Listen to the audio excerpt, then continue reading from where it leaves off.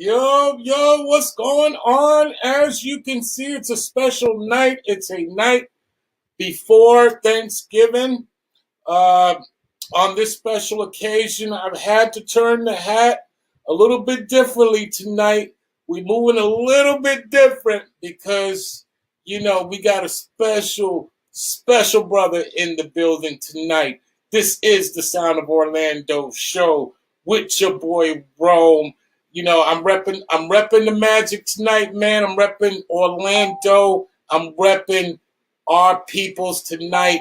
And when we're talking about the sound of Orlando, this brother has come down here a lot and has blown up the spot every time he's come down here. Every time he's touched down, there's been a unique event. It has made history in our city. Also too, just to kind of, let you in on the runnings tonight. Tonight is sponsored by Jim Beam Whiskey. No, it's not, but we are drinking that tonight because it is a special occasion. It is the night before Thanksgiving. Holler to all my people. Salute to everyone out there that is alive and well, that hasn't caught corona yet, that is with their families tonight, enjoying life, and tuned into the show. Salutes to you. This is the Sound of Orlando show. I am Rome. And when we're talking about my brother coming up, we're talking about excellence in the world of DJing. I always feel energy when I'm honored to have a DJ on because, of course, I'm a DJ and I love having my DJs on. So when we're talking about DJing and when we're talking about the history of DJing, this guy right here is the epitome of it. I mean, when we talk about mixtapes, we're talking about legendary shows. We're talking about legendary clubs. We're talking about the Diaz brothers. We're talking Boricua, Puerto Rico. We are talking about none other than my brother, DJ Doo Wop. Let's go. My brother. What's up, brother? Yes. What's up, bro? Yes. I shared it like you asked me to, brother. We on. Yes. Talk about it, my brother. How you? Everything good? Thank you, man. Thank you. Thanks for having me. I had to turn my hat tonight. You have to. Normally I don't rock my hat like that, but tonight when I go, I live in Maryland now. When I go to ShopRite and all that shit, they be like, "Yo, New York," and I be like, "Yo, what are you talking about?" They like, "We can tell, nigga, by the way you wear that hat. We can tell." Even if you already know, even if it ain't a Yankee joint, they were like, "Yo, New York." Right, you already know, man. So yeah, bro, I'm so honored and privileged. Thank you to have a fellow Boricua on the show. So happy to have a DJ who has done so many great things because as DJs, we all have our own little community and how we need to stick together and support one another. And it's just amazing when you can share stories about the life of being a DJ, man. It's so important to hip hop because without DJs, you don't have hip hop music. First of all, right. Right. And, so anytime we could talk, about our fellow DJs and give them their flowers while they're here, it's a great day. It's a great appreciate that. Our lives are really catered. We're psychologists and we're bartenders. The drinks that we serve are the music. We're actually therapy for a lot of people. And, we're the ones that, are, if not fighting for, our values when they book us, fighting for the right to play how we want to play, the fight to break the artists we want to break and not, bring damage to the supposing club And all of the Right. things that DJs go through on a regular basis, I think this is why it's important that DJs have this kind of platform to just talk about what they go through, and that Mm-hmm. it's not always sweet. It's not always the accolades. You see the accolades. People see, oh man, he went on, but they don't know the fight that you They had. see when it's they see when it's already at a certain point.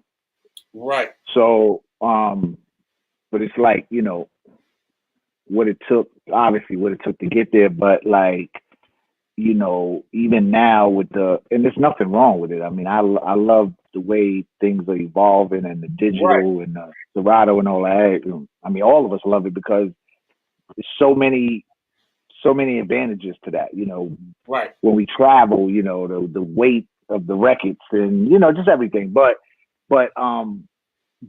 what it took to get even to that point Right. for a lot of us. I mean, you can't blame other DJs that are younger because they were too young. Right. So it's not their fault, but it's like when they're like when they see it's like, oh, he's just a DJ. I never heard that, but I've heard that, coming from somebody else's mouth somewhere else, about whoever, but it's like, oh, the DJ. Like the DJ, if the DJ wasn't there, nothing will be going on in this No, in this joint. they're the heart of the operation. They're the brains of the outfit. Because if you take the DJ out of the party, the club, the production, Mm-hmm. um, even the ear. I mean, Mm-hmm. even if you didn't have nothing to do with the record that you're breaking, Mm-hmm. you have the credibility to break that record. Mm-hmm. If people rock with you, they're gonna rock with the artist that Right. you're co-signing. If you Right. say, "Yo, man, this dude is dope, man," you gotta hear him. I'm gonna put him in the mix. You know what? I'm Mm-hmm. gonna cut him up for like 5 minutes before I even bring the record in, just to let you Indeed. know how tough that is. I mean, Indeed. that's so important to hip hop. And Mm-hmm. they've literally tried. When I say they, it's not a vague. We know who they are. There's no need to mention any names, but they've literally constructed in a way where they've made it harder on the DJs to do their job. It doesn't mean they're going to stop doing their job, but it Mm-hmm. damn sure means that they put barricades in the way that for DJs, it makes it a lot easier for us to go out there and say, hey, man, we're not the gatekeepers, but if we rock with your shit, that shit is dope. If Right. I'm not even just going to play it, I'm going to cut it up because cutting it up is me showing love. Me bringing it Mm-hmm. back shows love. Like, Mm-hmm. there's so much a DJ brings to the table that is kind of thrown under the bus, if you will. Mm-hmm. It Mm-hmm. just doesn't make any sense. But Right. Right. that said, my brother Bounce Master, Yes, sir. let's go back into Mm-hmm. time. Let's talk about how you became what we know today as Doo Wop. Where did it That's it. start? How did you start? That In, was so many years of just a whole lot of things. I was born in L.A. right, and you Uh, know what? And I thought I knew hip hop, and I didn't even know that. I didn't even know that L.A. was your origins. but I'm not gonna sit here and be like, oh, I'm an LA dude because Right, right, right, right, I I was raised in New York, so it was like 2 years old. My mom got tired of the right, earthquakes and all that, right, and my dad literally drove us to New York.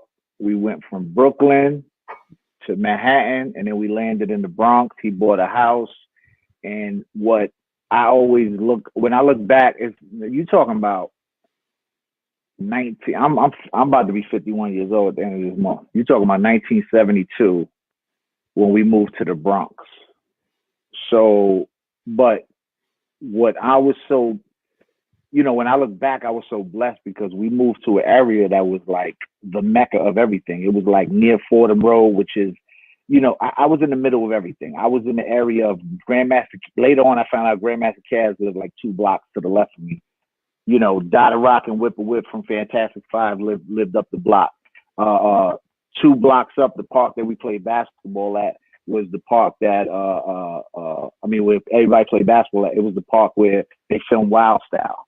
Like everything was around me, all the jams. Echo Park, legendary spot where Zulu Nation would be throwing the jams at. It was right down the block from me. I would go there. IS 137, PS 9, all these places. I saw Slick Rick. I mean, that's later in the 80s, but this is like, everything's in the area. I was dropped right in the middle of all that. Right. Now I want you to let's stop right there. Let's explore that for a minute. Because when we're talking about the origins of you and the origins of hip hop, talk about how serious that Fordham Road was and that Bronx was for hip hop. Well, I got to start a little earlier. Like I really got into it at 9 years old. So we talking about, I was so blessed, brother. Let me tell you who taught me how to scratch. The guy that taught me how to scratch was Grandmaster Flash's cousin, and I didn't even know that at the time. Wow. His name is Mr. Now they called him Mr. Broadway. He was the guy that when Melly Mel left the group, the Furious Five, he was like the guy that replaced him, or not replaced Melly Mel, but he added on to the Furious Five. But he was a DJ and a rapper. But he taught me how to scratch on my mom's on my mom's record player, my parents' record player, right, and how to make pause tapes. Everybody, I know, everybody knows the same story. All of us. Talk about it, baby. Talk about it. In my household, even though, my dad's Cuban, my mom's Puerto Rican, and they weren't big, like, music play. Like, they wouldn't play a lot of music in the house. They loved their Latino music, but it was I'm the youngest of 5.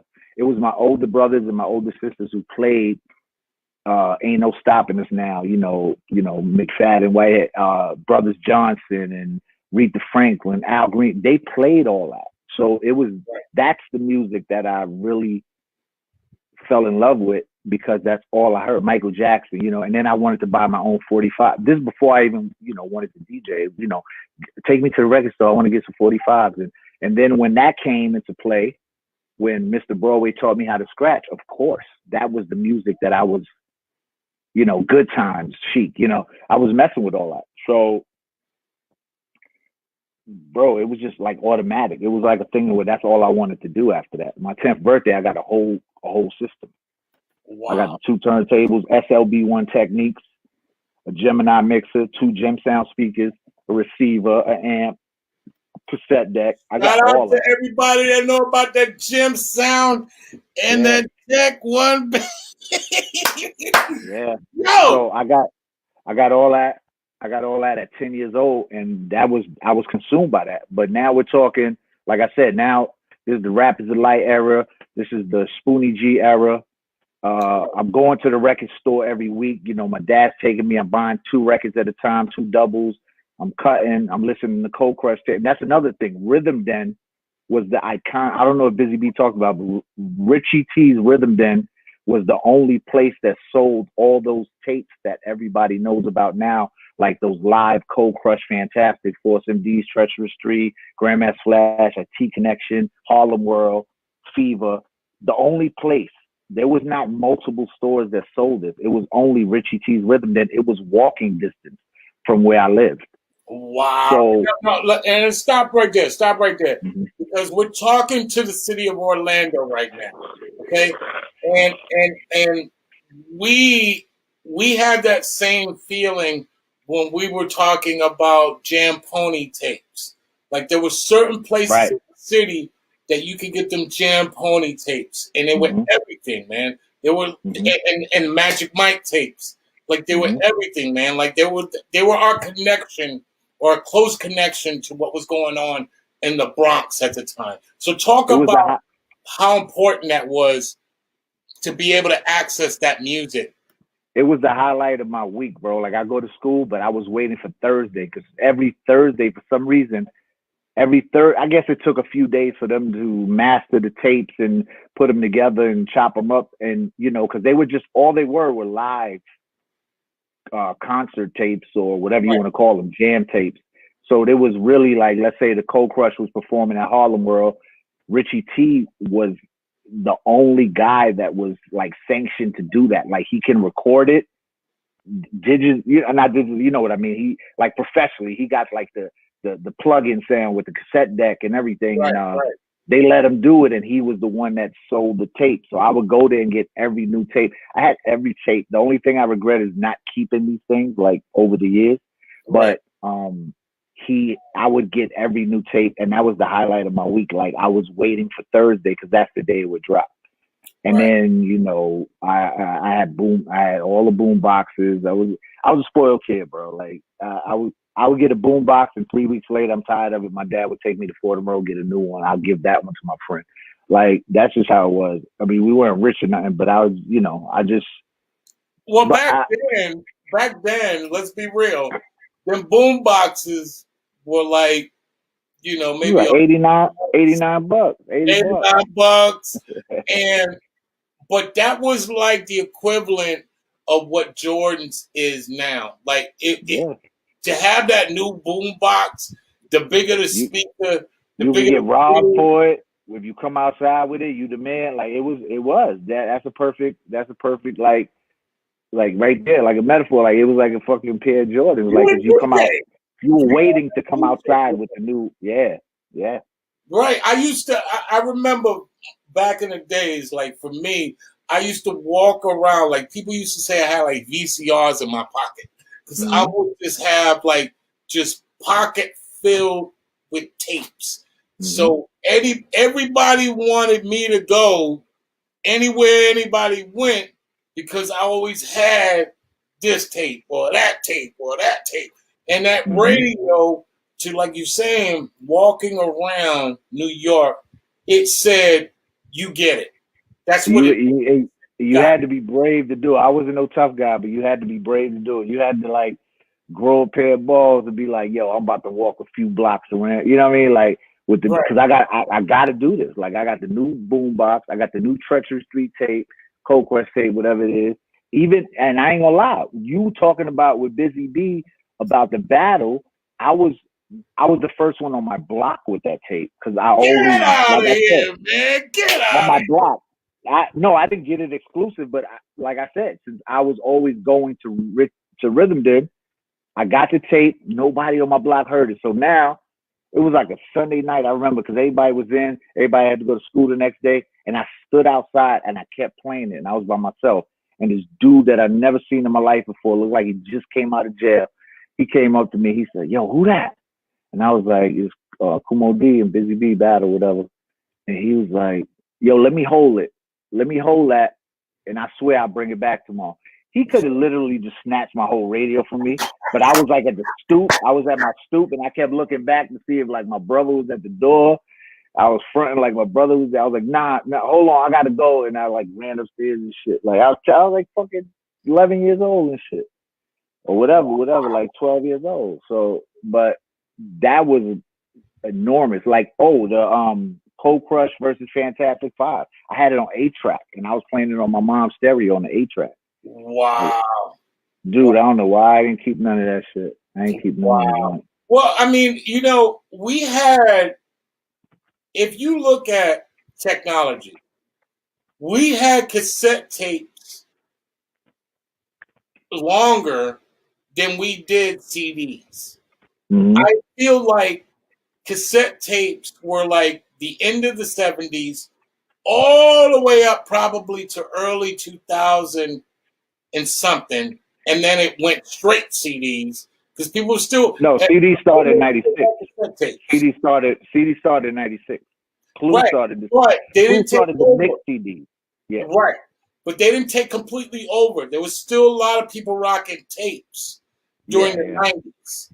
yeah.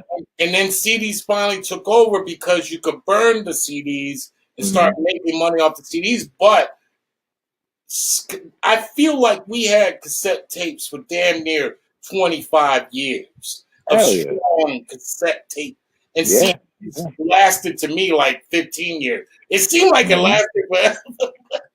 It seemed like it was a very short term on those CDs before we went completely digital. You know, and we're able to share everything. But talk about that Busy Bee Cool Mo D and what that was like hearing the first battle. That's like the first time. It's like the first time you nut, nigga. It's something you never experienced. You know, I'm not gonna say pause and all that because I know you niggas know. Niggas know what I'm talking about. It's the first time you feel. It's like the first time they say, "Oh, the first time you get a certain high when you smoke weed or something." It was the first of its kind. Right. Because there was no battle before that. Right. First of all, it wasn't a battle. I mean, it was an ambush. But right. It was like, wow, this guy's like quoting Busy Bee's rhymes, and he ambushed them. But nobody looked at us back there. It was like, yo, like this is crazy. We didn't lose no respect for Busy Bee or nothing, but we was like, he got to do something. He got to do something, right? He got to do something, and Busy Bee to this day, he's still standing, brother. So, yo, and you know what? And shout out to Busy Bee for being on the show because that was very important for the culture. The way he described it was so telling of that. If I never heard about that battle, it sounded like it was almost worth it for Kool Moe Dee to do that, so Busy Bee could like put him in his place. Like I saw the interview, and that's all the stuff that I heard even back in the day, just the way he described it. Right. He didn't want nothing. It was like he was chilling somewhere. Like, Harlem World was a place where everybody was getting high. I mean, they were enjoying the music, but it was more of a like, everybody was getting high, doing their thing. And MC Convention was every now and then, and Busy Bee was always the host because he's the master of that, of the mic. He talks that shit on the mic. Right. So he's up and down. He's like downstairs, upstairs. And I heard exactly the way he described it. I heard that before. Like, it was like, yo, he wasn't even there. He didn't even hear all that. He heard it later on the tape. Right. So right. He nailed it. Like, and what was so funny about what he said, and like I said, shout out to Busy Bee, man. She rocked a Busy Bee. The way he described it and his feelings about it was so like epic. It didn't sound like somebody because that bar to the bar line from Kool Moe Dee that was in hip hop could have been the nail in the coffin for someone. And hearing it from Busy, that shit didn't even faze him. He gave him the props. He said, yeah, that was a funny fucking line. But it would have been even more funny if I was there. But I wasn't there. So he's a master of that mic though, so he knew that it was like, whatever. Right. But what you just said, I remember we used to sit on the porch at my house and we would listen to that over and over again, and that was the part. Put that bitty bullshit on hold. We're gonna get right down to the nitty gritty. I'm gonna tell you a little something about like like that whole it was so calculated. Right. So let's continue in that mold. You're hearing all of this stuff and you're like kind of getting your feet wet in the world of being consumed by hip hop. Describe by the whole culture. Describe how it was once you finally were able to start, looking like, and I say this from a hip hop perspective. That moment when you start carving out, you see your space, and it's just a matter of you approaching it now. Describe that moment where you felt like, okay, it's my time now. I know my space, and I'm gonna show the world this. So Describe. we're gonna start at the Mo D because around that time I still got the equipment in the room. I'm still practicing, trying to get up. Now I'm not trying to. This is not mixtape time. This is just I love the culture. I love the cutting good times and bounce rock, skate road, back and forth. That's all I was doing. Just Mardi Gras, DJing in the room, DJ, break beats, and like I said, that was one of my highlights. Listening to these guys, these pioneers, these icons, and now around '84 is when I'm gonna say I kind of lost interest in DJing. I just wanted to I was like 14. I wanted to run the street, but I'm still with the culture. I'm still getting Adidas with the shell toes and the Lees and the whatever. I'm still rocking. I'm still fresh. I'm still hip hop, but I'm not really into DJing right now. What brought me back in was when Eric B and Rakim came out. Not just because of Rakim, because of Eric B. Eric B was just as important as Rakim. Right. And I've even though I know the DJ was always important, I've never seen that. He was just as big as Rakim. His aura, he walked in the room and it was like Rakim walked in the room. It wasn't like, oh, he's the guy in the back that just scratches the record. I'm like, wow, like this dude, his presence alone, right? So I'm like, shit. So now I double back and I pull my shit back out the closet because I'm like, I'm gonna give me an MC, a guy to, one of my dudes to rhyme, and I'm gonna, now that's what I want to be. Now I'm like 16. I'm like, shit, Eric B is like, he's just as big as the MC. No. Stop right there. Stop right there. Talk about that moment, because Paid in Full was probably the cosign for a lot of the next generation. Like for my generation, when I heard Eric B and Rakim, I was solidified for Melly Mel, but Rakim put a stamp on my generation. He said, y'all could do this. Y'all could do this y'all way. And talk about that moment in New York City, hearing Rakim and Eric B on that radio. Talk about that and in that culture and in that environment. I might not even remember what I did yesterday, but I remember the exact day that I heard Rakim the first time. Everybody before Rakim was yelling on the mic. Mostly everybody, right? That was out at the time. I'm talking about LL, Run DMC, and they dope. Right. I'm not saying it with any disrespect, of course, Right. They paved the way, icons, but this Red Alert played Check Out My Melody. He didn't play Every President. He played Check Out My Melody Marley Marl. Marley Marl played Check Out My Melody like he debuted it. Which version? The original or the album version? I can't remember that. Okay, all right. But it was still the same rhyme. And right. His cadence, we were like, who is this? And then when we saw him, then when you put a face to this guy, first of all, when we heard it, let's go back. When we heard it, everybody was like, yo, we need that. But back then, you couldn't log on to social media and be like, oh, let me hashtag Rakim and I'll get that song. No, you can't do nothing. You got to wait until this DJ plays it again. So that right there was a whole like journey in itself. Like, oh my God, like what was that? You got to wait till next week when Marley Marl comes back on the radio and see if he plays it. And I think, it was Marley Marl.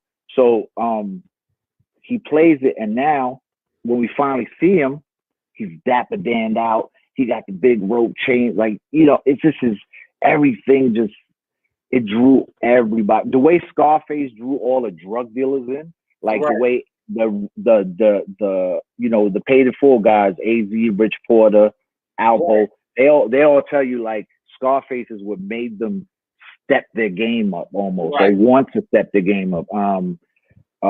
Just be like that. That's how every rapper or DJ, whatever, was like, yo, Eric B and Rakim just made everybody just want to be just like them, and it was amazing, bro. And then to top it off, we're bugging off and check out my melody, and then Eric B for President comes out, and yes, and who doesn't know the James Brown beats, and who doesn't just rock to those, and oh my god, dude. that Eric B for President is such underrated when we're talking about the trajectory of hip hop. That moment in hip hop took from like 0 to 100 in like seconds. Marley Marl, which is insane because Marley Marl, when you're talking about Marley Marl, you're talking about Coach Hillin, you're talking about Mr. Magic's Rap Attack, you're talking about all the stuff he's already done, and yet he finds a way to outdo damn near all of that. And this is back to the DJ, what you said in the beginning. Look what he did. He did after that. He played Raw. And that was a demo version of Big Daddy Kane Raw. Right. One night. And he never played it again for like 4 months. Because I was dying, bro. I was like, what the hell was that? Who was that? And what the hell was that? Right. And then Just Rhyming with Biz came out, which was Biz Mark featuring Big Daddy Kane. And he was like, oh, that's the dude that made that record like 4 months ago. Oh, shit. And then you start putting, connecting dots. You'd be like, oh, man, he's next. So it's like, oh, Big Daddy Rakim. Like, it's like Jay-Z and Nas. Like, that was them before Jay-Z and Nas. You know, and then Cool G rap. And then KRS, KRS was out already, but it's just an amazing time. I was thinking about this earlier. I'm like, people always talking about like, what do you think? And I know we get to that later, but what do you think about this era now? Okay, I'm not going to get into that, but what I'm saying is like, we were spoiled because we went from the 80s to the 90s. We went from Cool G rap, KRS, Rakim, Big Daddy Kane, and these guys to Nas, Biggie, Jay-Z, Right. I mean, no. I want you to talk about we didn't see it. We didn't see a decline, and then or what we consider a decline, or bullshit rap or whatever. Like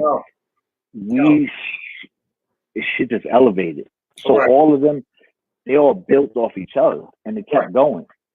Right, and a lot of arguments are made that, like T.I., for example, you hear the argument, T.I. invented trap music. He kind of brought that into fruition. And that might be, if we're going to argue that that's true, that might be what Rakim was for hip-hop. Because Rakim came in and he changed the way everyone rhymed. Like, you couldn't rhyme or continue to rhyme like his predecessors. You had to come That's in. why everybody from 86 to 88, 89 was like, it was that level. Right.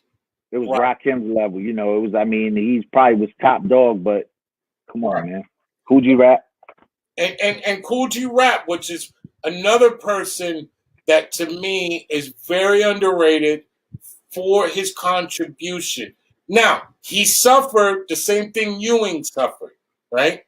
Ewing was great, but he was great during the era of Jordan. So Rakim was great.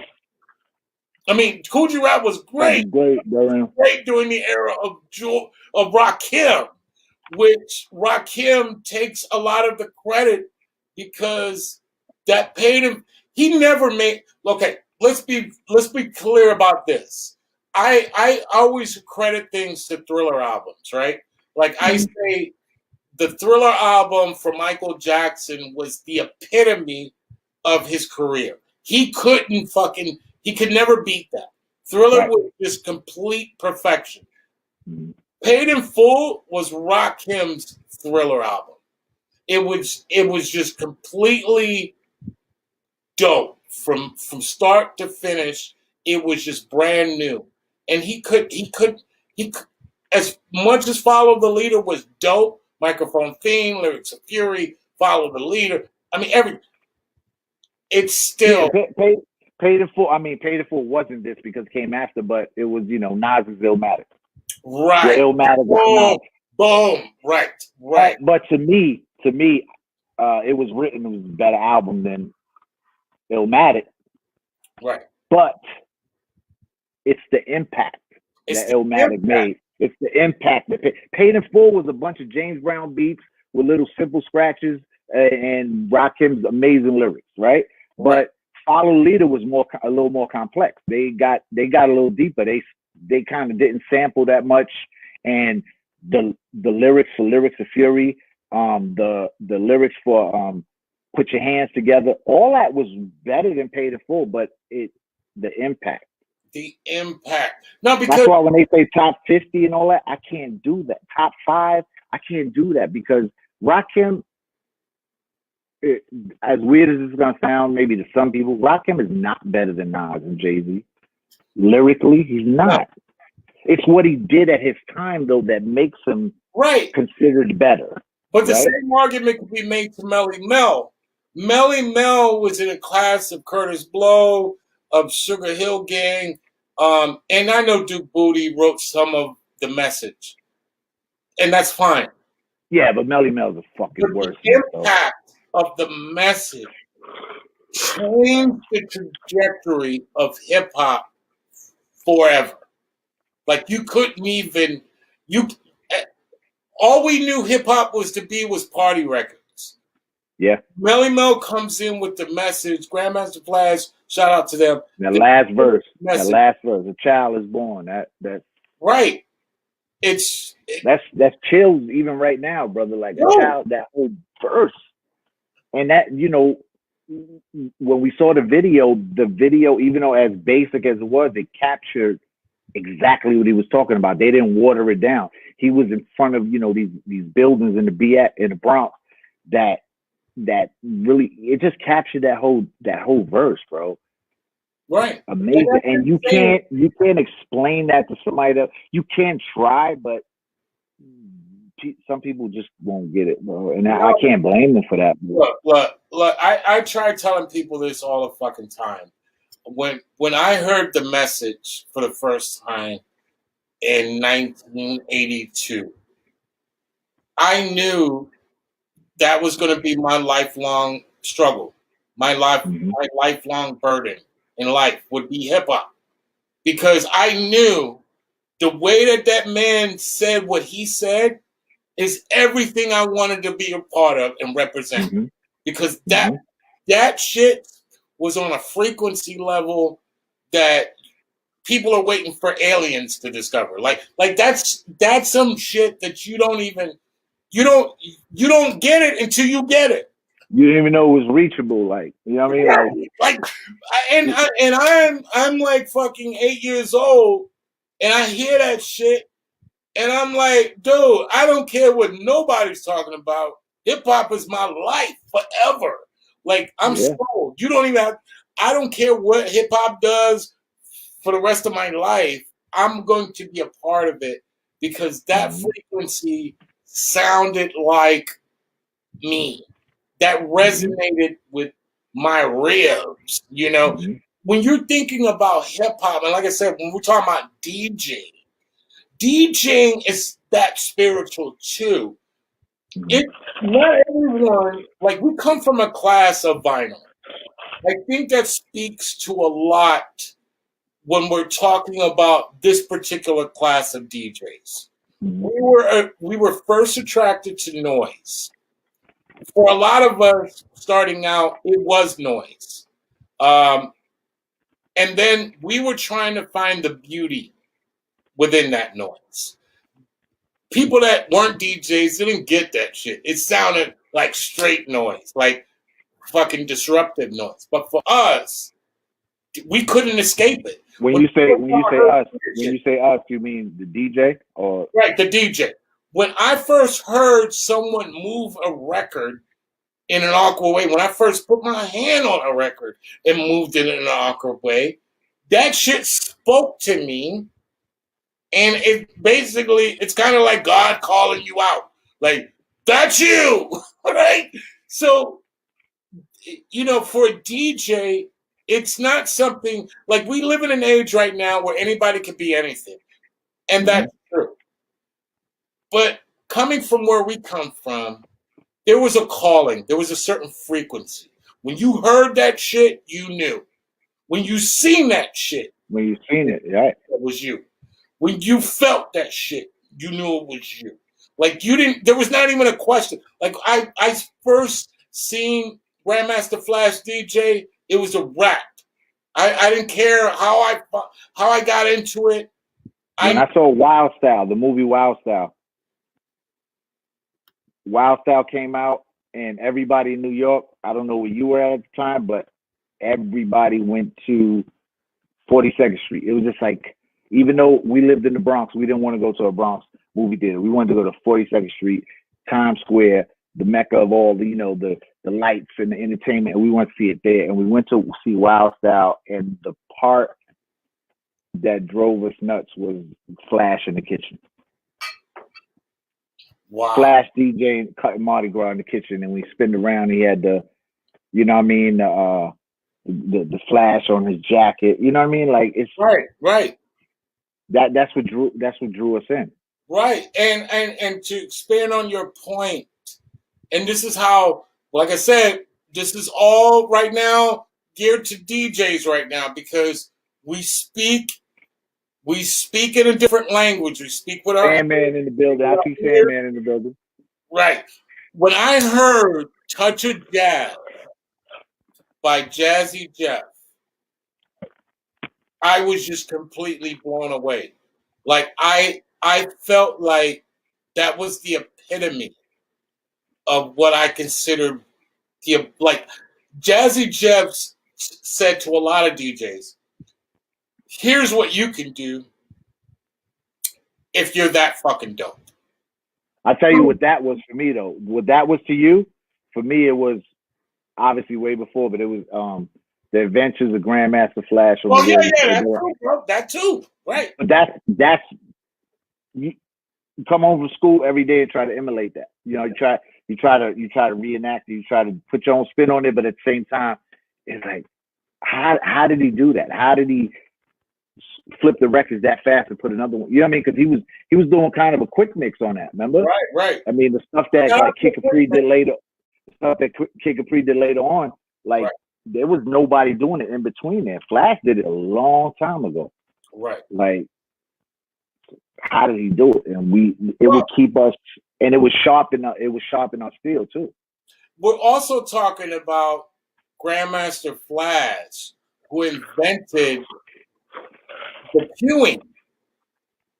You know, being able to hear the other record in your headphones. Like, you know, the people behind our skill set today, or the benefit, like we benefited from Grandmaster Flash and all of those people working on fucked up ass equipment.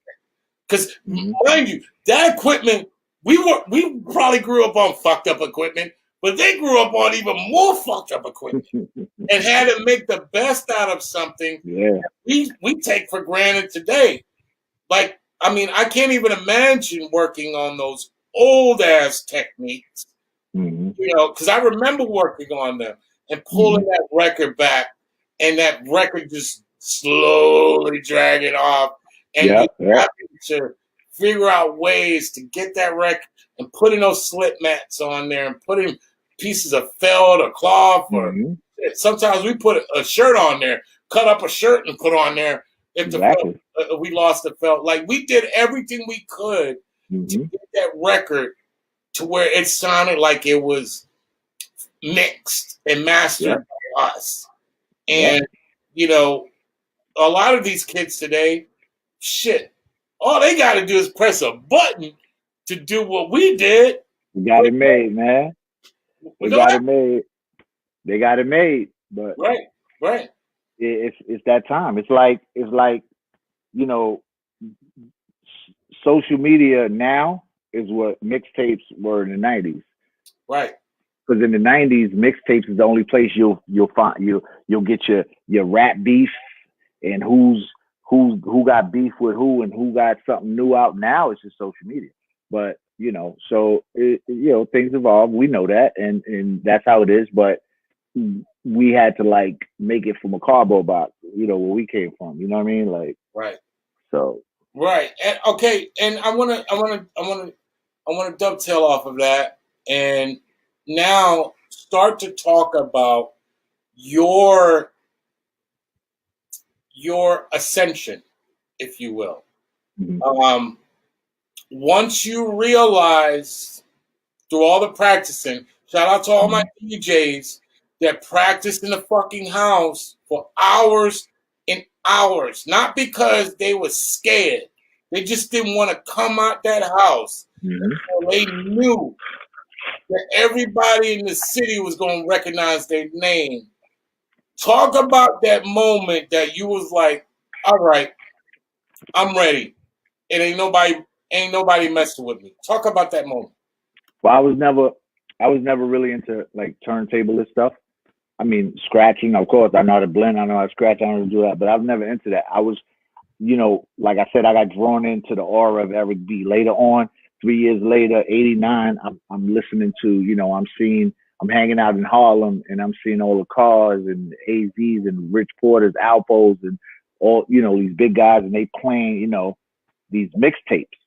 And I mean, later on I found out what mixtape it was the Brucey B and Kid Capri, and I'm like, just like everybody else, what is that? And when we get a hold of it, we see that it's a DJ putting something together just for like, it felt like then like it was for your car, like for you to ride around and blast and get the attention of females or whatever.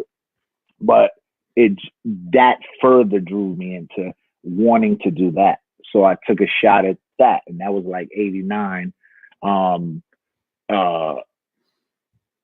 My thing wasn't really showing people that I could, like I said, be like a turntablist. It was more of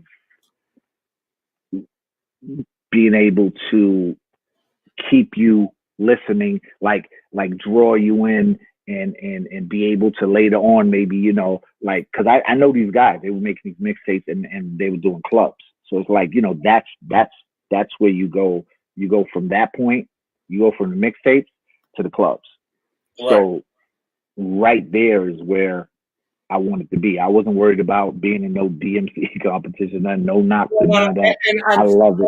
No, and I'm gonna cut you off right there. Uh-huh. We're gonna explore that point right now. I forgot who I was talking to. I think it was DJ Dolo. Shout out to Dolo.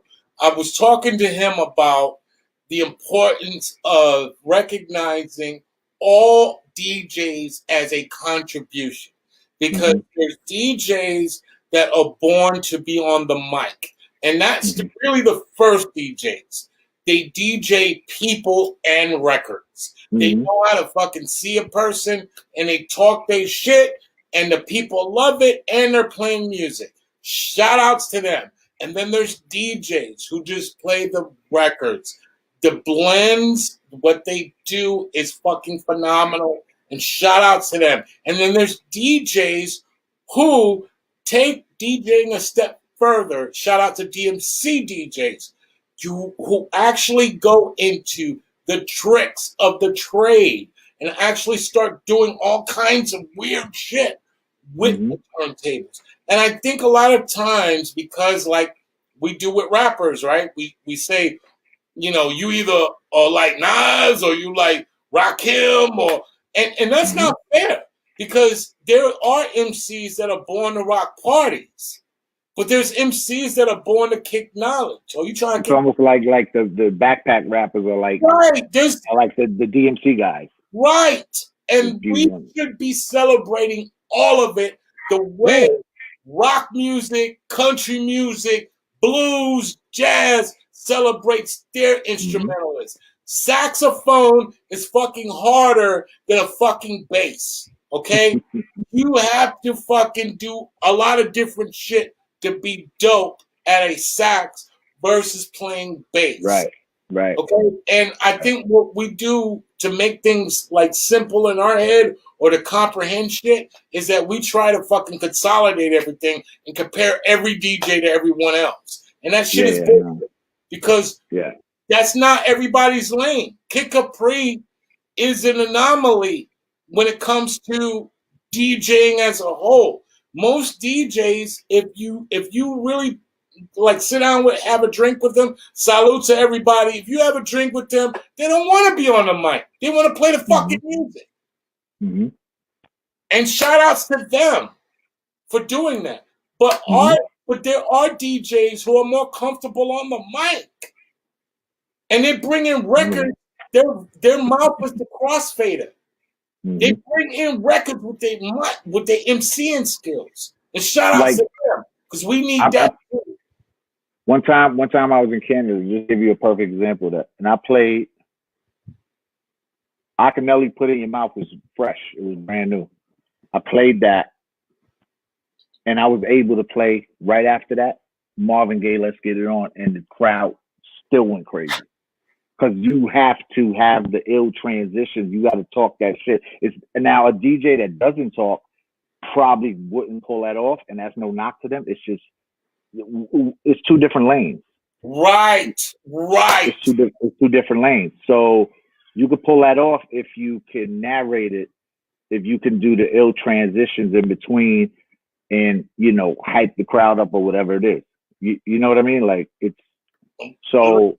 Listen, Boricua, you're telling the truth right now because when you're DJing, regardless of whether you're on the mic and regardless of whether you're on the music, you're telling a story. The whole night's a fucking story. The mixtape is a story. The fucking radio show is a story. The fucking club night is a story. You're taking them on a journey from start to finish. They're going with you. And the ability to tell your story better than someone else is what people will remember. He told the story, and it was so fucking authentic. He took me from start to finish. By the time I realized it, I heard every era of music in one night. And that's possible with a great DJ, right?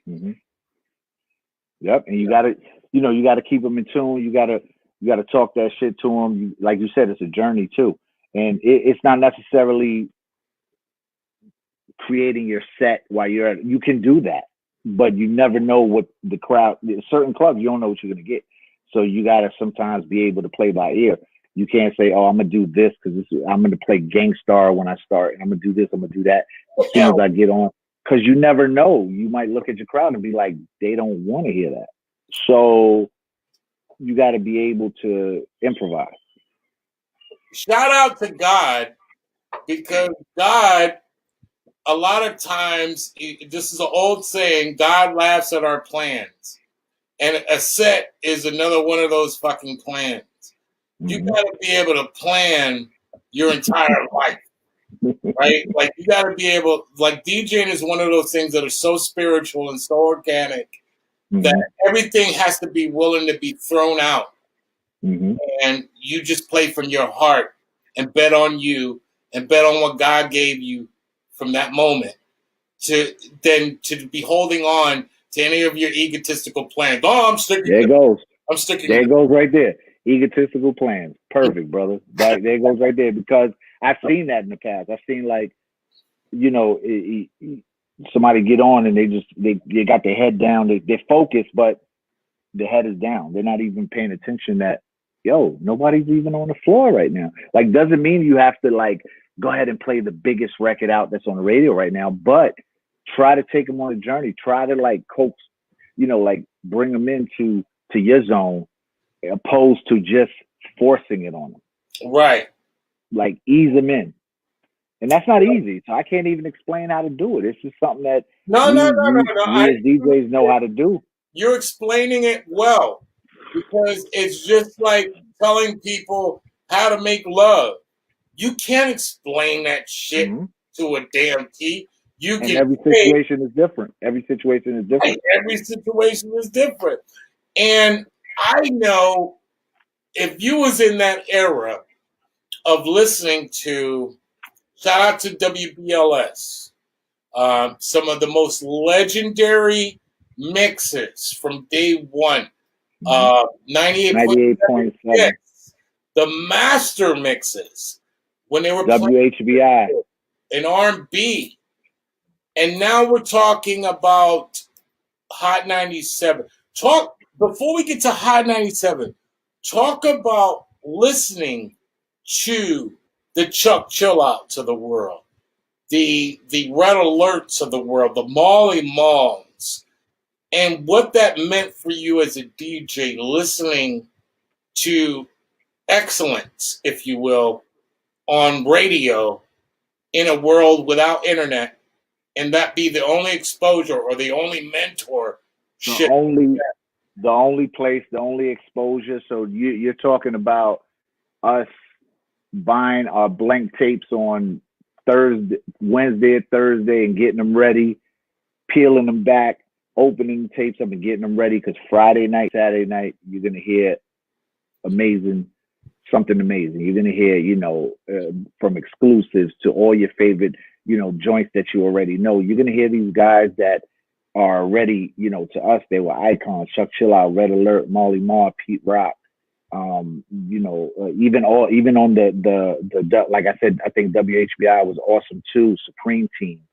Yep, Chucky Trees says right. Shout out to Stretch and Bobbito. Yeah. Stretch and Bobbito, right. So on the college station, Stretch and Bobbito and stuff like that. So it's like it was the highlight of our week. It was it was important for us to capture that on tape and keep it. You know what I mean? Like listen to it and be like, okay, next week, what they gonna play next week? Like I said, when I heard Kane, brother, like I'm gonna tell you like this too. Another thing that I remember was I went to the Apollo Theater to see Eric B. and Rakim. I think it was 87, and Follow Leader was out. Boom. So this is something that even now you don't see anymore, because now if somebody performs, everybody wants to hear the hits. Or even if a DJs, they want to hear just the hits, not nothing new, nothing fresh, or something that might be the shit in a couple months. Rakim at the end of the show said, "Yo, we gonna do this joint that's about to come out soon," and he did Let the Rhythm Hit Him. And to me, it ended up being one of my favorite Rakim joints. And I will be honest with you. When I heard Let the Rhythm Hit Him, I was so in preparation for that album. And I was like, man, I was so now mind you, that's the album that had what was the other, wasn't Mahogany on that album? Mahogany, yep. Yes. Mahogany, and was it not Ghetto, it was the other joint. Yeah, Ghetto. You're right. Ghetto was on it too? Okay. Yeah. Ghetto was on that album. And I wanted that up because, once again, when you're spoiled, to your earlier point, you want the Nas's to perform well. You want the Tupacs to perform well. You want the Rock. Like, you're expecting Illmatic every fucking time. You want that. And that album, I felt like we waited a long time for that fucking album. He performed it in Apollo, like I said, at the end of the show, just Let the Rhythm Hit Him. Right. And just besides his lyrics always being top notch, I mean, he had the assembly line, Hut, the Commodores, and it had all that. I was like, oh my God. And at that time I had a 9 to 5, and I was like delivering and shit. And I would stop at Downstairs Records or Downtown Records, one or the other, every day you got the song, the new Rakim? I didn't know the name because he didn't say that. Now he just performed it. And I'm like, New Rock, he ain't got no new song coming out. Yes, he does. He got a new song. It finally came out, I don't know how long, maybe 3 months later or whatever, but it was amazing, bro. And it was just, I mean, I wasn't even mad at it because it was just as amazing as when I first heard it. Well, you're saying Downtown Records, and you're saying Downstairs. One was on 26, one was on 6th Ave. These were like DJ, where all the DJs went. And if you kind of knew who was in there, they would point you to the right section. You know what I mean? They'd be like, yo, there's some gems over there. It wasn't like a digging in the crates type. Yeah, but I haven't heard you say and you repping the Bronx. I haven't heard you say Beach Street yet, bro. B Street was later though. B Street was like when I was making tapes. This is like when I first was, Oh, okay, got it. Okay. B Street was in '80s. B Street was '90s. Okay, so Fordham Road, that Beach Street was something fierce. That In the down '80s, the only thing that was on Fordham Road in the '80s, I mean everything was on Fordham Road in the '80s, but as far as records was Crazy Eddie's. Crazy Eddie's. That's where I would get like Spoonie G and we talk about early '80s. Right. And I was lucky because my sister's best friend worked as the cashier, so she would be like, grab whatever you want, just bring it up to the register, and I would bring like let's say 30 records up to the register. She'll charge me for like 2 of them and give me the rest. Swear to God, I don't know how she pulled it off, but yeah, bro, I got lucky, man, with that. Dude, that Beach Street was everything, man. That Fordham Road was everything, man. That basement, man, it meant the world, bro. When they started putting those bootlegs together, man, them white labels, shout out to Jesse Jazz. He said them white labels, bro, you already know. When they was putting that shit together in that Beach Street, dude, it was just like it was like the Golden Corral. Yeah. Man. We had to go there. Yeah.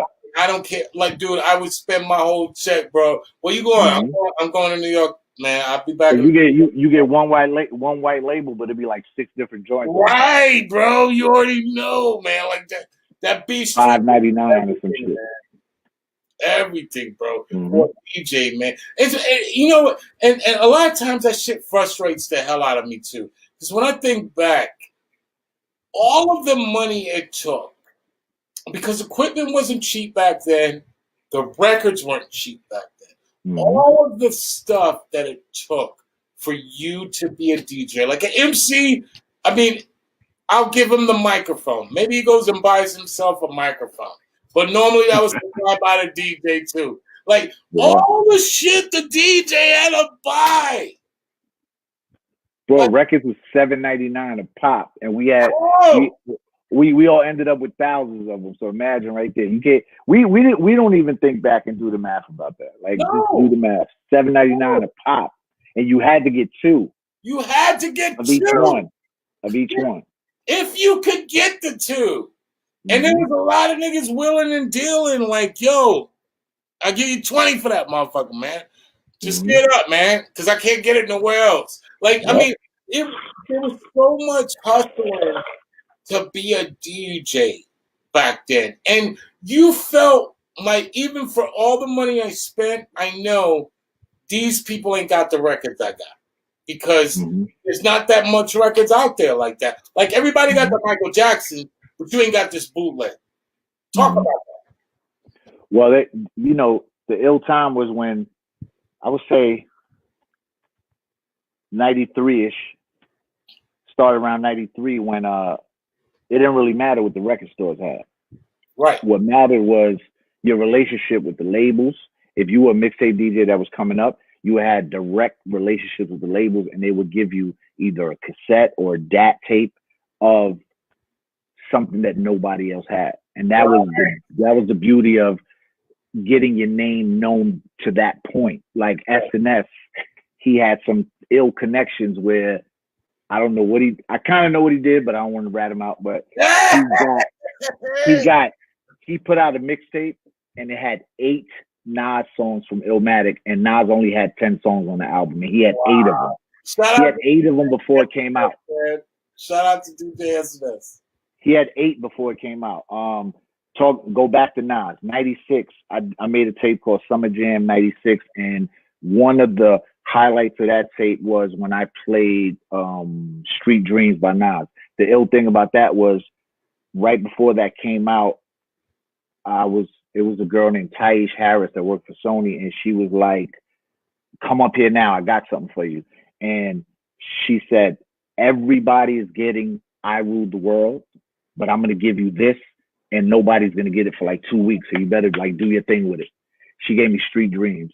So everybody's flex, everybody's playing I Ruled the World, and I had Street Dreams. And everybody's waiting for Nas to come on because that was the follow-up of Illmatic. Right. So it was things like that that it didn't even matter no more. I mean, the record still mattered, you know, the vinyl, but it was getting those pieces. Look, I I know exactly what you're talking about because shout out to my brother Richie. He worked at Uptown Records, and he lived in New York, but he would come down to Orlando, and he would bless us with these exclusive Uptown instrumentals, Uptown acapellas, singles that they were just promos. So I had no Love No Limit acapella. I had fucking Jodeci acapellas. I had fucking the Juice soundtrack, fucking, you know, with instrumentals on it, and I just felt like that was just everything. So I could. So when you're talking about that, man, I'm telling you that vinyl was everything because it kept people at bay. It allowed people to have their own original sound. Like even if you didn't have all the records, you were still able to put together a set that was unique to you. And we live in an age right now where everyone's accessible, similar shit. And what you were talking about was hip hop's dub plates, like being able to have, you know, maybe an artist give you that DAT with the extra shout out on it, and you rock that shit. You feel like shit. Ain't nobody got that record because ain't nobody shouting you out like that. Like talk about that too. Like how them drops, how them shout outs, how those things were so serious for DJs coming up in New York City. For me, the drops started. There was a lot of things that early that I kind of brought to the game because my reason for that was there was only a handful of, you know, the top guys, and it was a Ron G, there was SNS, of course Capri, but Capri already moved on to monumental things. So he 91 was 90 December 1991 was his last tape. Not that he fell off. No, he went to go to Def Jam comedy and do all kinds of crazy shit. Exactly. So now you got like I remember that moment in time. I remember having a Doo Wop tape, a Kid Capri tape, a Double R tape, a Ron G tape. And it seemed like, and like I said, I like to think of myself as a hip hop historian from my own perspective. But I remember it felt like all y'all were coming out of the same class, the SNSs, the Kid Capri. And then all of a sudden, like Kid Capri hit that Def Comedy Jam, the HBO, and it was like, bloom! And but it left it open for us. Right. It left up that lane. And we were always, you know, the names you mentioned, along with SNS and Craig G, we were all like, if you go to the mixtape store and you see, you know, it's like right now if you go get some sneakers or something, you know, in the sealed up cases, you see, you know, that's where we were at. You know what I mean? Like everybody else was like in other parts of the store, but they always kept like the Triple C, SNS, Ron G, Doo Wop, and they kept us in that, you know, in that lane and things. And the ill thing is like, but I started feeling like we're kind of all doing the same thing. So that's when I started taking a shot at rapping on my tapes. Nobody else, you know, they weren't doing that. Ron G's lane was doing blends. He was the king of the blends. He's the one that inspired Puffy to do Love No Limit and all these things. Come and talk to me with the Piece of President and, you know, your customer, you know, like he even tells you, you know, he even says that he was inspired by Ron. So SNS was the exclusive king. So I'm like, I got to try to you got to find your own lane. Right. So then I started doing like drops. I started rapping on my tape, but the drops came from like more local people. Like if I ran into Onyx or something, I always have my little DAT with the little mic. I'll get a drop from them. But I got that kind of from the radio because the radio would do that. The radio would be like, this such and such, I'm chilling with Funkmaster Flex. You know, that's where I got it from, but nobody was doing it on the tape because the DJs, even though people looked at us like we were already popping. We didn't feel like we reached that certain level yet. Okay, So no, stop there. Stop exactly right there. This is an important moment in hip hop, and it needs to be discussed. Talk about, for everyone else that thinks, when someone thinks that they're popping, I want you to explore that, because that is pivotal right there. Talk about that. when they don't think they're popping, you mean? Right. Because for a lot of people on the outside, you hear this all the time. Oh man, shit, you got it going on, man. You doing the most right now. But for you, you're like, well, I still need to do this and this and this and this. Talk about that. What you just described. Just explain. I could give you an example of that. So I'm gonna give you the perfect example. I started making tapes at 89, like roughly the end of 89. Got into, of course, I was very, local, just making tapes basically for, niggas in my hood, and then a few years later, I get up to the point where I'm like with the SNS, like I just said, 93-ish. I'm there, but I still don't feel like I'm to where, not where I should be. Like I got a lot of more work to do, right? So I come up with an idea of putting a group of MCs together, and I'm gonna rhyme with them because by this point I'm already rhyming on every one of my tapes. And I called it the Bounce Squad. I gathered MCs. We ain't got to get into that whole story, but and we were killing it on the street, but I still felt like we were in Bronx, Harlem, which is uptown in New York. Bronx and Harlem's uptown. I didn't even think we reached even Queens yet. Mind you, the end of around fall 94, one of I would say our method man, right? Which was this guy named Snagglepuss, right? He was like our method man. Yes. We had some business disagreements, put it that way. He went his way. So now I got to go back and put out a mixtape without this guy on it. People are going to be like, what the hell's going on? Like, we like hearing all of y'all, especially, him. He's one of like the men. I'm like, what the hell I'm going to do, right? I'm like, I'm bugging. I'm like, what the hell? It's like the end of 94. So then, this goes back to your question, trust me. Fat Man Scoop is working at Tommy Boy. He's street doing promotions for Tommy Boy. Street Fat Man Scoop. And he made one of those generic calls to me that he gives to every DJ. Yo, you got New Jersey Drive soundtrack? You got this, you got that, He's calling me to ask me if I got whatever they putting out at the time. And I say, yeah. I hated them calls, but I dealt with it. But I'm like, all right, whatever.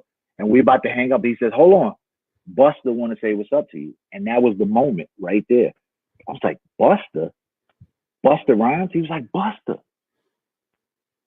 He knows me? Like, mind you, I wasn't, that wasn't a, like, oh, that was blown, bro. I was like, right. I was even scared to even tell him, yeah, get on the phone. He was like, yo, God, anything you ever need from me, I want to rhyme on your tape. I want to do it. At this time, no known rapper has ever rapped on a mixtape from when mixtape started to this point of like the end of 94. Right. No known rapper. You can go back and check. No known rapper has ever rapped on a tape. Not a signed rapper, not somebody that was pop. No, it was just like underground people. Even Lord Tariq got his start, but he wasn't even known yet. So these guys, Buster said he wants to be on the tape. I'm like, and that was a light bulb. But I still was I wasn't as confident as I, You hear that, Orlando? He's giving you the anatomy of the history behind who was the first one to open that lane for MCs to feel comfortable enough to come on a mixtape. Continue. So as soon as he said that, of course, we exchanged numbers. I already had a relationship with Fat Joe, but even then, I knew Fat Joe for 2 years already, and I still never thought about asking Fat, yo, come do a tape. And he might have did a little something on the tape, but it was nothing to the extent of what came about after. So because of Buster's that one little, interaction that we had, and as soon as he said that, now you're talking about '95, right? You're talking about Raekwon just put out Cuban Links. Yep. Fat Joe had whatever he had out. I don't know if Jealous Ones Envy, one of them joints. Shook Ones was out. Mobb Deep put out Shook Ones. Keith Murray had Keith Murray, Most Beautifulest Thing, one of the biggest records in the world. All these songs were out, and Buster gave me the confidence to holler at these labels. If I couldn't get the rapper directly, which that was almost seemed impossible, but Fat Joe, like I'm gonna tell you, Fat Joe gave me Raekwon's number. He said, "Don't tell him I gave it to you, but here's Raekwon's number. Try to get him." When I hit Raekwon, I beeped him. It was a beeper. He calls me back and says, "Who this?" I said, "Doo Wop." He said, "Doo Wop from Uptown?" And I didn't get that at first. And I said, "Yeah, I'm from the Bronx." "Yo, what up, God?" He did the tape. But the thing is, there's a Doo Wop in Staten Island. Oh. That never really popped, whatever. But that's why he was like, "Doo Wop from Uptown?" He's like, yo, anything you need, God, I'm there. I did this, I booked studio session. 95, that's how 95 Live came about, which was the first tape that had all known poppin' rappers. The intro was 26 minutes long. Wow. Literally. An average intro used to be 3 minutes. It was 20 because I had Keith Murray, Q-Tip, Busta Rhymes, he brought Rampage with him, M.O.P., Guru, Raekwon, Ill and Out Scratch, and Channel Live. Wow. And all these dudes were popping at the time, but they, and this is not a pay thing. Like nobody wanted money or nothing. It wasn't. They came to do the tape. They wanted to be on the tape. Period. Right. This was not a dollar was exchanged. The only money I spent to make 95 Live was studio time. Talk about it, man. Like that's like I mean, what you're really exempling is the same thing that could be provided for the 98.7 Kisses, right? Mm-hmm. The BLSs, the Hot 97s back in the days where you would hear these radio promos and it would be the Jungle Brothers or it'd be De La Soul or it'd be these groups in which you love and they're bigging up not only that they're part of this movement, but that everything is co-signed. So anything that you hear from Red Alert, it's going to be dope. Anything you hear from, if Red Alert says De La Soul is dope, you know it's going to be dope. Like, and that's the importance of a DJ. Like, they riddled us down in this modern era to kind of like parrots, if you will, or jukeboxes, in that we're saying, yeah, we agree with you, but there's two sides of that coin to me when I think of DJs. Your moment in which you described, you were one of the first people to do that and take MCing on a mixtape scale. Not only is that important, but let's talk about the real story behind the story. How difficult is it for a Boricua in this landscape that we call hip hop to be as important as a lot of the other DJs? Now, this is not to take away from any skills, but when we're talking about Boricua representation in hip hop, there was a point in hip hop in the early 90s, that in the 89, that the early 91, 92, and it may not have been as apparent in New York as it was across the United States. Whereas hip hop went completely pro-black, and there was a kind of like a rejection from the Latin community. Like they started going heavy into house, heavy into freestyle, and rejected hip hop on a big scale, which made hip hop for Puerto Ricans that much tougher. for a lot of artists like the Big Puns, the Beat Nuts, the Thurston Howells, you name it. They've had to fight, to me, a little bit harder to have Latin representation in hip hop as easy as it was for a lot of the people that, because to me we're all black. I don't give a fuck. Absolutely, but this the thing. It might not that you're expecting a certain response, but for me it was never an issue, never a problem. To me, when I was coming up, like I said, okay, go back to what I said earlier. When I grew up, my parents wouldn't really play. Not that they didn't play Latino music; they listened to it on their own. But we were blasting. What do you want to call like like I said, like the Luther Vandross and Michael Jackson. We were that's how I grew up. And on my block, if I had a crew, if anybody ever tell you if I had a crew of people with me, I'd be the only Latino with them. Like it was always me. And it's, to me, I didn't do it because of this, but it made me even stand out when I started doing what I was doing. When Macedon and the Deaf Committee came out, people bugged out in a positive way because Johnny Wop was Puerto Rican. People bugged out when they found out. Talk about it. When Ruby D was when they found out Ruby D, but people would listen to these tapes and not know who was who if they didn't go to Harlem World, if they didn't go to T Connection. Right. But when they found out Ruby D said Ruby D and I'm Puerto Rican, oh shit, it wasn't really a bad thing. It was actually a plus for him because like it was weird. It was like we didn't even know like some people like we didn't know you could get down like that. You're talking about a great moment in hip hop history where it didn't matter. But there was a segment in our history where music was completely divided in a way that was counterproductive to the truth. Which the truth is that I don't give a fuck whether you speak Spanish or you don't. We are all fucking brothers and sisters. Absolutely. And at the end of the day, they try to use that to try to divide us. And like I said, I'm not going to go into names because we know the names. It's not one person. It's this ideology in which when we try to make it one thing versus the other, that's when we all lose. Hip hop started from all of us. And then there was a certain point where we didn't see that dominant circumference, if you will, that we seen at the beginning, the Mantronics, the entire Latin representation, the Rocksteady crews.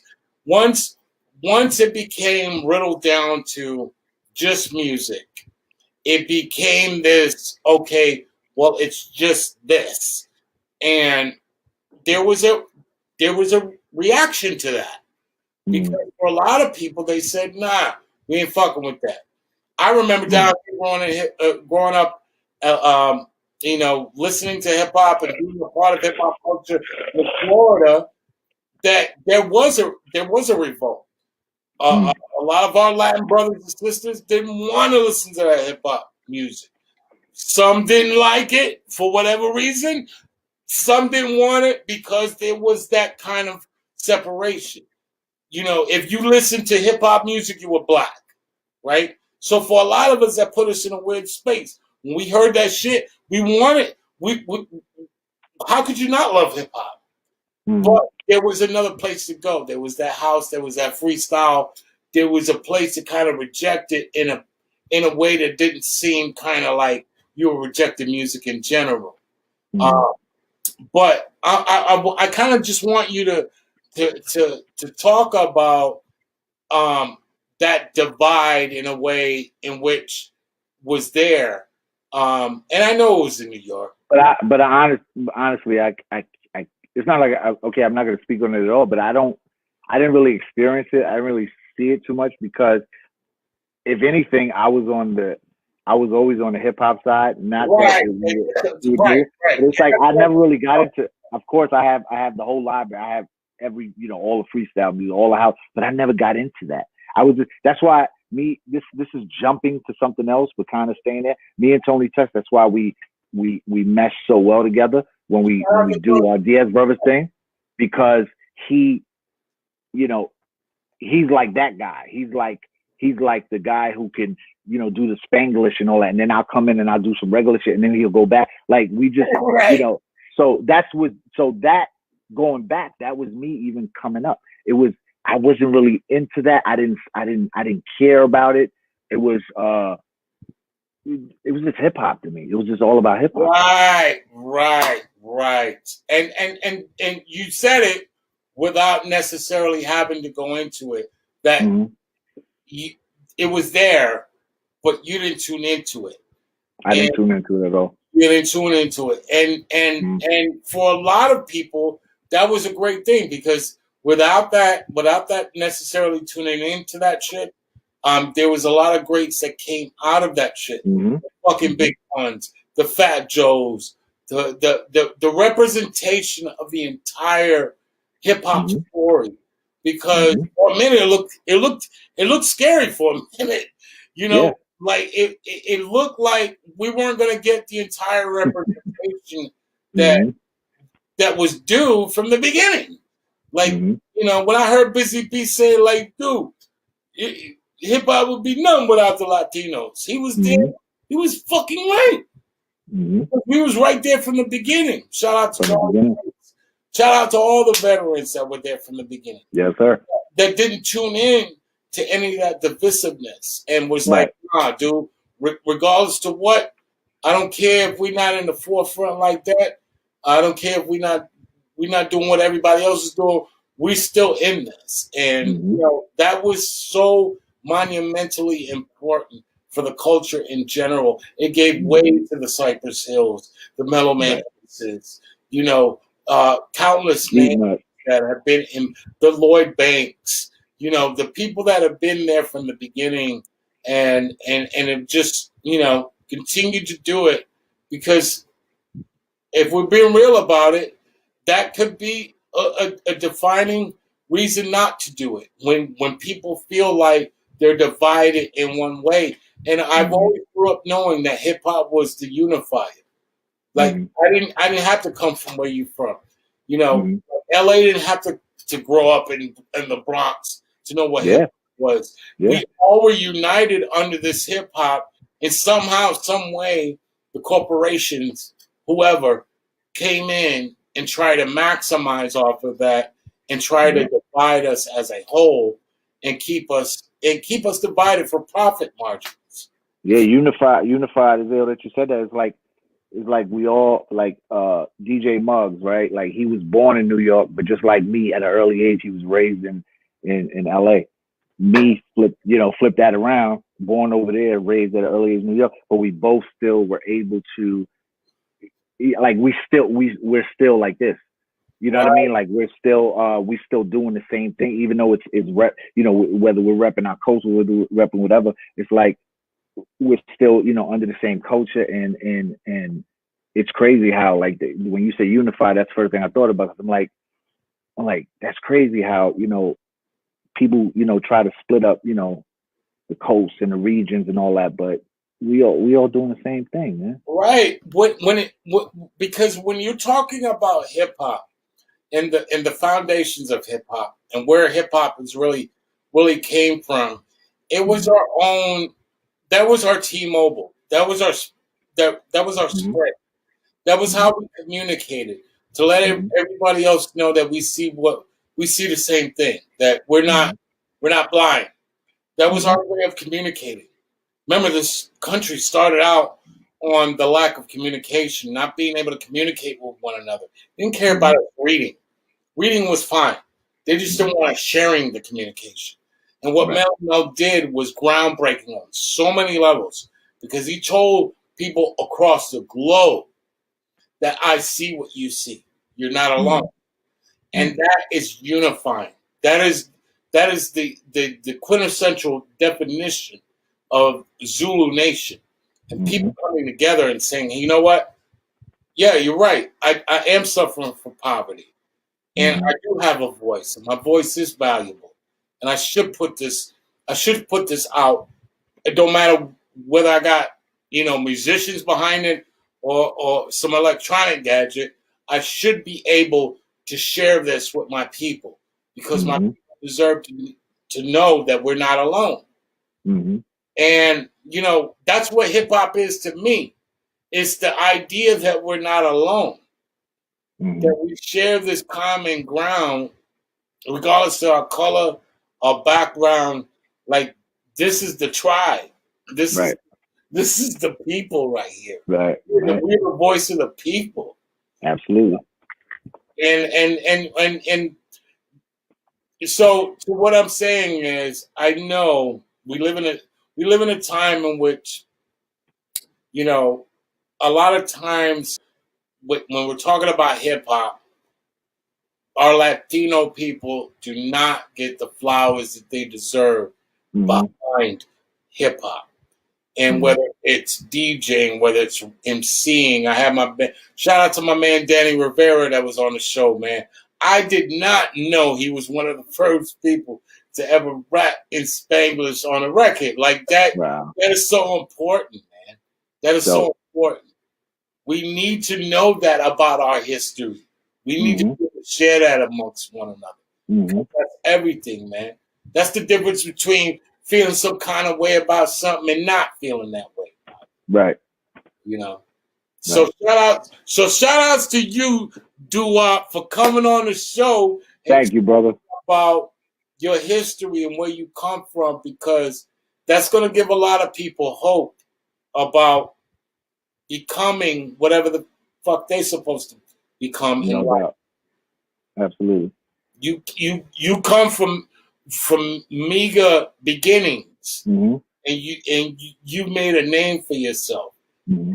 That should be hope for anyone thinking that they need to come from money to have a good start. That's everything, bro.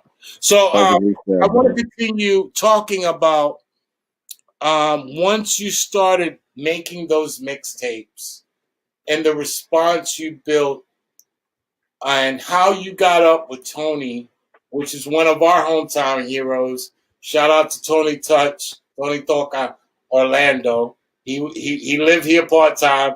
So talk about that. Talk about that history, Buppy.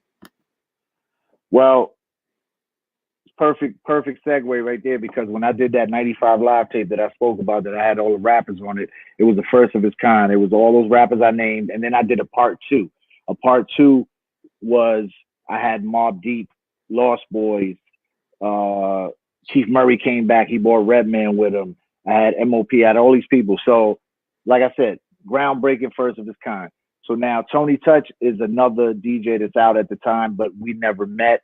We don't know each other, but obviously we knew about about each other. So he's putting out his tapes, and he puts out a tape called 50 MCs. If you know mixtapes, you know what that is. He literally had 50 like top-notch MCs on his tape.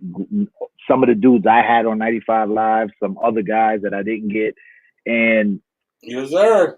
My next tape after that was the one I said where I played Street Dreams, Nas, 96 Summer Jam.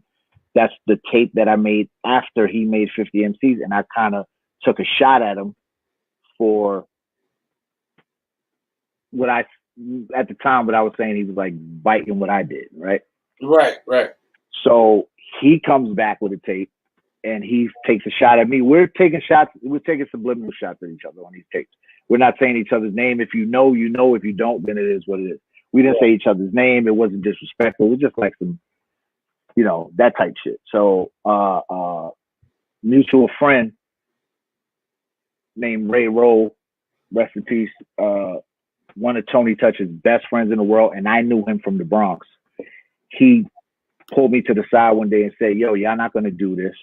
Y'all not going to beef. We're not doing this. And he told me, come to the studio tonight or tomorrow night, whatever. We got to take care of this. I go down to D&D studio. Tony is there, and we meet up, and we just click. Like, it's like when people say who was it? It was two rappers, I think Prodigy and Jay, when they had beef. And then when they finally meet, it's like, it's just funny to them. It's like, yo, this is nonsense. Like, let's do something instead of instead of continuing to bicker and continue to do whatever we're doing, let's do something. So Right. right there that night, we came up at D&D. It was about 8 o'clock, 8 p.m. We came up with the Diaz brothers. This is a time when everybody was doing all the mafioso, all the Scarface, related names and all that, but nobody ever used the Diaz brothers, and that was like these guys were key in that movie, and we were like, yo, let's just do that. Fuck it, it's a Latino name. Let's do that. So we do the Diaz brothers, and we came up with that right there, and then we're trying to think what's out at the time that's hot. Phone Tap was out. Right. We grabbed the instrumental for Phone Tap by 3 a.m. I remember leaving the studio by 3:30. We had the whole joint done. We redid Phone Tap with our own verses. We did the phone effect. We did everything, but we redid it, with our own rhymes.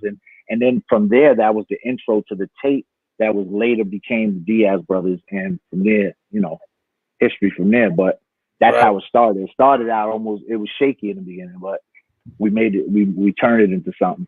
Well, that was just incredibly dope.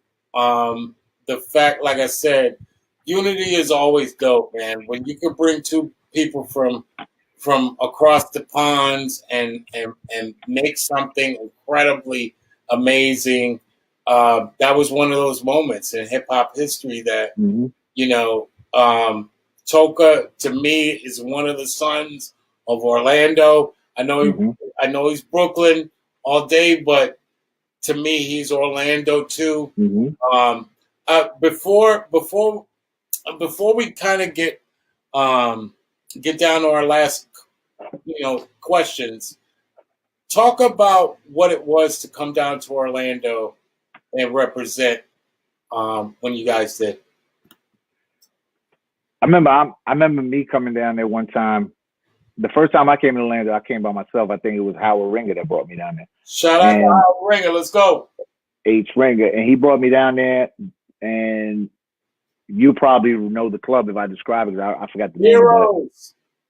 It was the one with the spiral stairs going up to the DJ booth. Yes, sir. That was it? That was Heroes, man. Oh, okay. So it was that joint. That was nuts. I mean, it's just, I can't zone in on that day particular, but I remember it was a great night.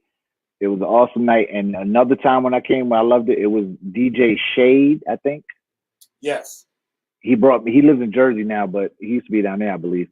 Yes. He brought me down to this club that was like a motorcycle club.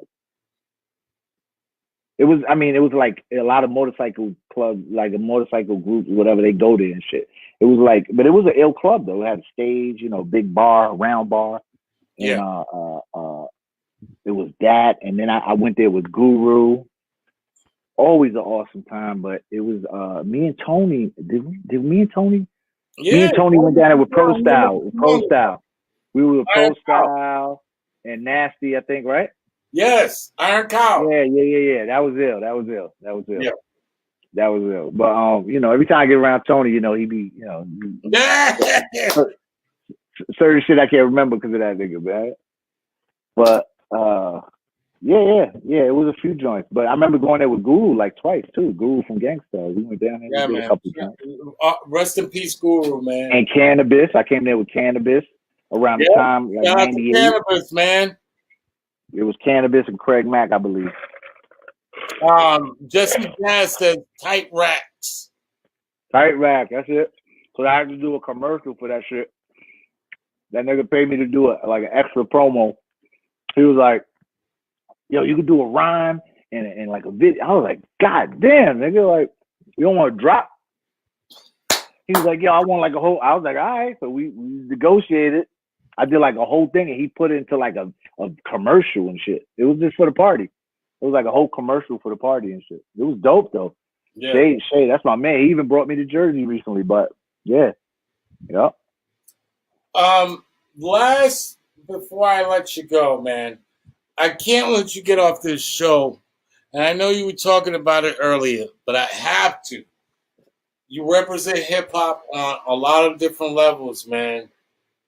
I cannot let you go without one of the best parts of the show, which is top 5 dead or alive. I don't care what order they're in. That's Top not the 5 important Dead or part. Alive. Top 5. I'm gonna give you MC. top 5, but I hate it because, like I said No, I before, it's got like, you, bro. I got you. okay, I'll give you top Top 5. 5 MCs. No particular order. No order. It's your list. Some are obvious. Jay-Z. Jay-Z. Shout out to Brooklyn. Nas. Go. Nas. Queens. Big Daddy Kane. Let's go, BDK. Let's go. Shit. 2 more.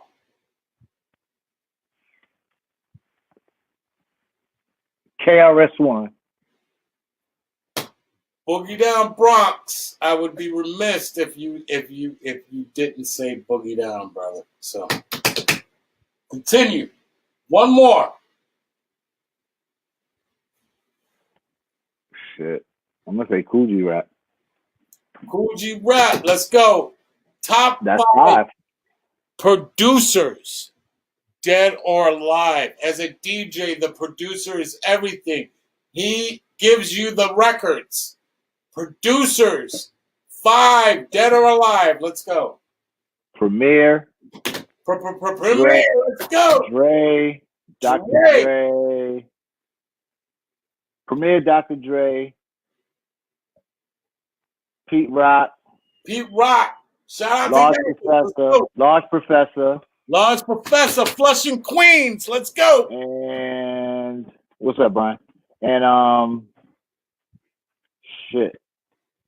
Top 5? Top 5, brother. You got 4. 1 more. Easy Mo B.